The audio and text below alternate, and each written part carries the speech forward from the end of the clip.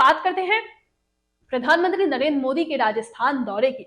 तो मोदी आज की बात करें तो आज राजस्थान में थे और लगातार अशोक गहलोत पर भी हमलावर हुए और उन्होंने गहलोत जी नहीं आए इस पर भी उन्होंने तंज कसा कि आप आराम करें, हम संभाल लेंगे। तरह-तरह की बातें आज प्रधानमंत्री मोदी द्वारा कही गई और जोधपुर में आज उन्होंने ऐलान किया है कि अब उज्ज्वला योजना के तहत गैस सिलेंडर जो है सिर्फ 600 रुपए में मिलेगा। इसे सभी बहनें त्योहारों को ज्यादा उमंग से मनाएंगी और 70 लाख परिवारों को फायदा मिलेगा।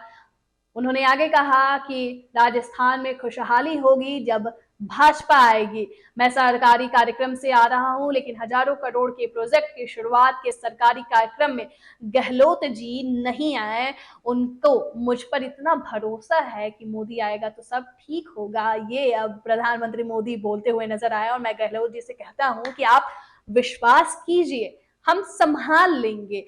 मोदी ने आगे कहा भाजपा की सरकार बनने पर लाल डायरी के राज खोलेंगे, लाल डायरी के राज खुल जाएंगे। इससे पहले बता दें कि उन्होंने एयरपोर्ट के नए टर्मिनल का शिलान्यास किया, वहीं जोधपुर आईआईटी की नई बिल्डिंग के एक फेज का लोकार्पण भी किया। उन्होंने करीब करीब 5,000 करोड़ से ज्यादा के स्वास्थ्य, शिक्षा, रेल और सड़क से जुड़े सारे प्रोजेक्ट की शुरुआत की राजस्थान में।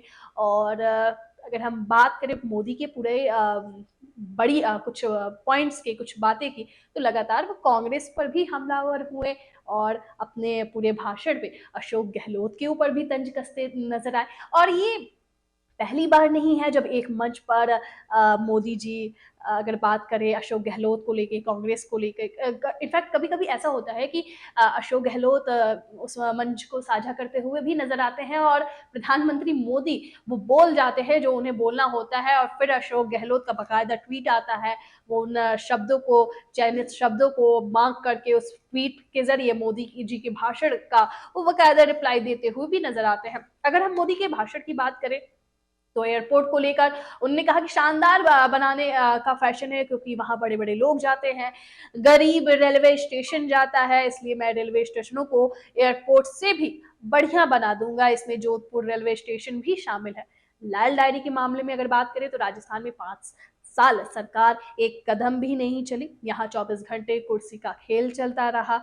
लोग कहते हैं कि लाल डायरी में कांग्रेस के करप्शन की हर काली करतूत शामिल है। लाल डायरी के काले राज खुलने चाहिए, कांग्रेस ये राज खुलने नहीं देगी। लेकिन जब भाजपा की सरकार आएगी तो उस लाल डायरी में जो भी काली करतूत के राज कांग्रेस के छुपे हैं वो उजागर करते हुए भाजपा दिखाएगी।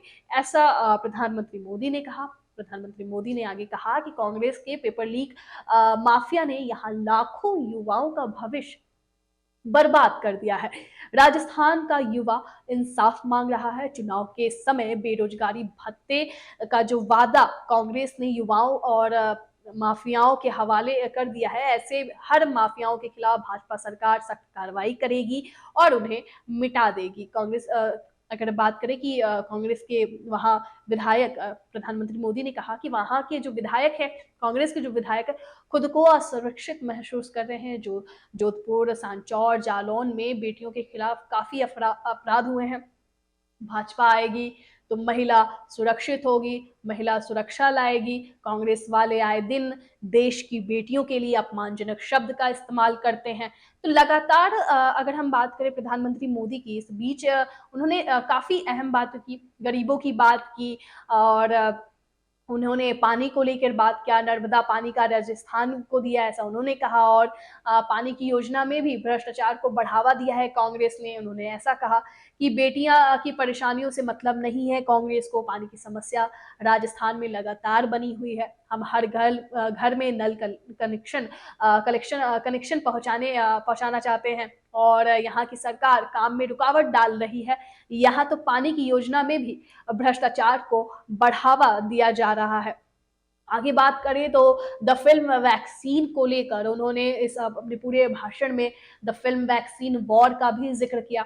उन्होंने कहा कि आजकल एक नई फिल्म आई है जिसका नाम है द वैक्सीन वॉर। उस फिल्म में बढ़िया तरीके से वैज्ञानिकों के मेहनत को दर्शाया गया है। मैं फिल्म बनाने वाले को अब बधाई देता हूँ। अपने विज्ञान की उसमें ताकत दिखाई है। फिल्म को लेकर क्या कुछ कहा, वो बातें हम आपको सुनवाते हैं।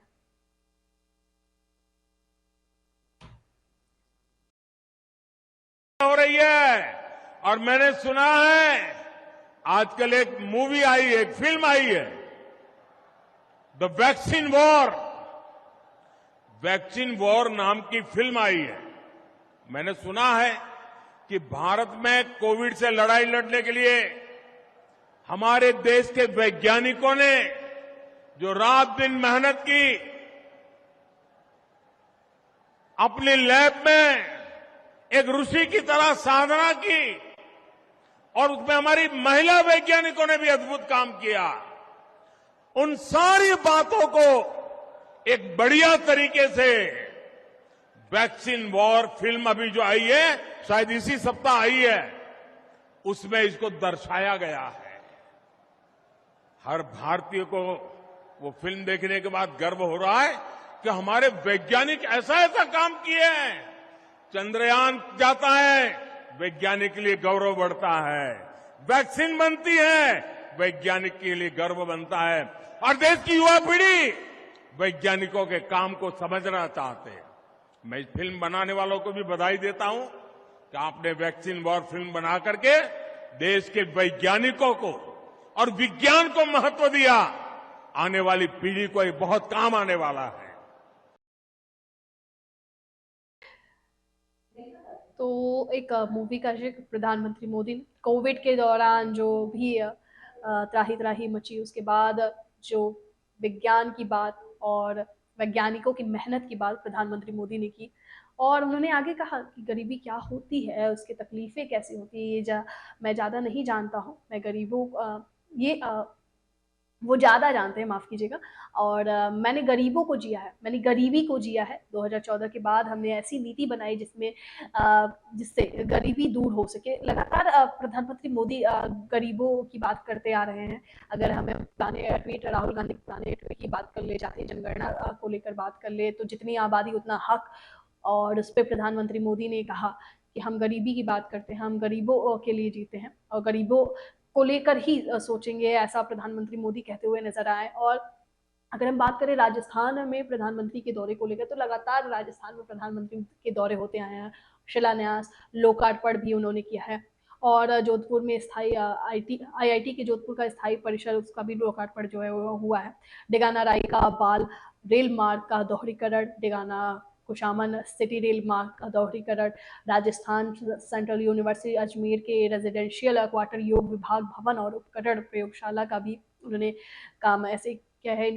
शिलान्यास की बात कर ले तो उदयपुर हवाई अड्डे का के नए टर्मिनल का शिलान्यास, 4 lane Jodhpur ring road package second, Baltoda Sandav road bypass Jodhpur हवाई अड्डे के नए टर्मिनल का लोकार्पण, एम्स जोधपुर के एडवांस ट्रामा और क्रिटिकल केयर का लोकार्पण, पदपदा बागुल्डी ब्लॉक 4 लेन चौड़ीकरण, 7 जिलों अस्पताल में क्रिटिकल क्लियर ब्लॉक, और राजस्थान यूनिवर्सिटी में लाइब्रेरी का भी उन्होंने शिलान्यास किया। और काफ़ी कुछ अगर बात करें तो उन परियोजनाओं में उन्होंने लोकार्पण और शिलान्यास किया। और इस दौरान उन्होंने चुनाव को लेकर भी अपनी तैयारी राजस्थान में किस तरह से होनी चाहिए उस पर भी वो बोलते हुए नजर आए। चुनावी समीकरण पर भी अपनी बयानबाजी की।